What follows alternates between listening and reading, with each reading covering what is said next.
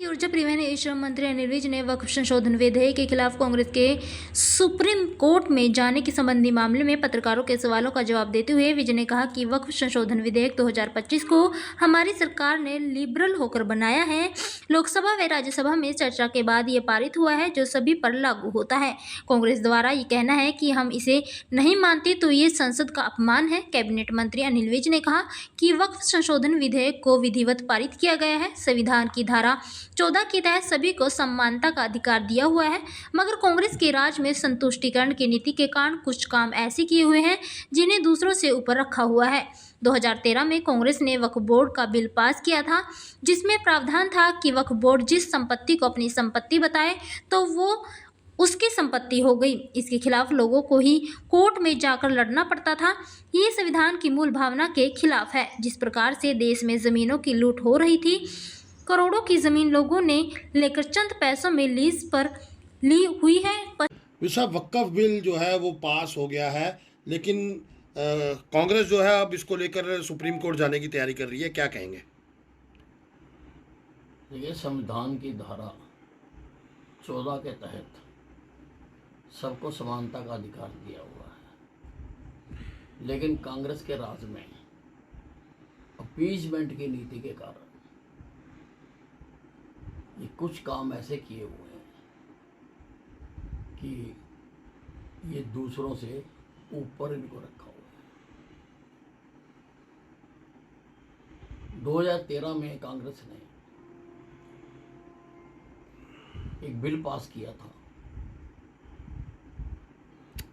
वक्फ board का, जिसमें ये प्रावधान कर दिया था कि अगर वक्फ बोर्ड किसी भी जमीन को अपनी संपत्ति डिक्लेयर कर देता है तो वो उसकी संपत्ति हो गई। जिसकी संपत्ति डिक्लेयर करता है उसको कोर्ट में केस लगा के सिद्ध करना पड़ेगा। वक्फ बोर्ड को सिद्ध नहीं करना कि ये उसकी प्रॉपर्टी है। तो ये संविधान की मूल भावना के खिलाफ है। ऐसे ही कई और प्रावधान हैं, और जिस प्रकार से देश में जमीनों की लूट हो रही, महंगी महंगी जमीनें, करोड़ों की जमीनें लोगों ने लेकर और 150 रुपए लीज पे ले रखी है, करोड़ों रुपए की जमीनें। तो एक जो सोशल वेलफेयर गवर्नमेंट होती है, उसको इन सब मुद्दों पर विचार करना पड़ता है। और जहां तक कांग्रेस विरोध करने की बात कह रही है,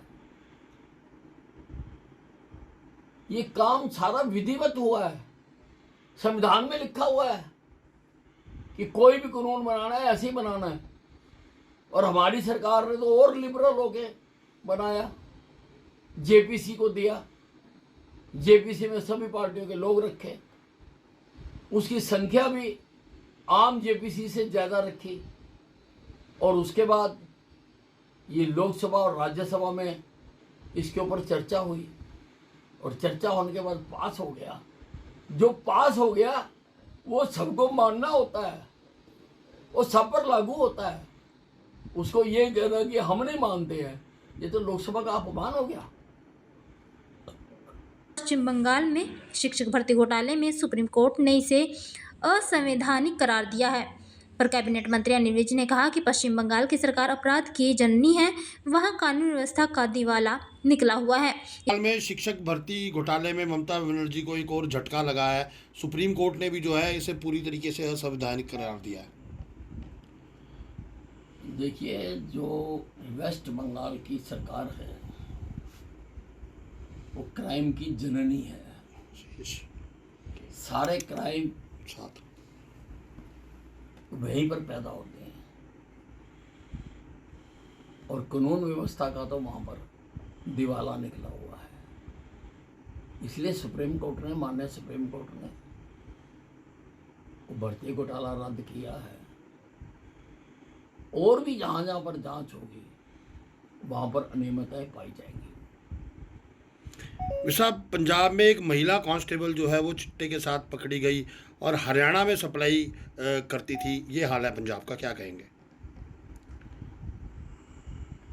नहीं, पंजाब तो शुरू से ही पंजाब का नाम है उड़ता पंजाब।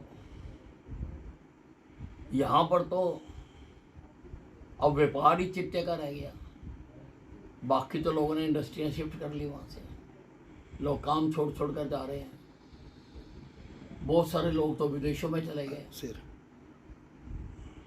क्योंकि यहाँ पर तो अब चिट्टे का ही काम होता है। और ये बॉर्डरिंग स्टेट है, जो बॉर्डरिंग स्टेट होती है उस सरकार का दायित्व भी ज़्यादा होता है कि वो रोके। और अगर पुलिस ही कर रही है तो फिर तो कोई इलाज बहुत मुश्किल हो जाता है।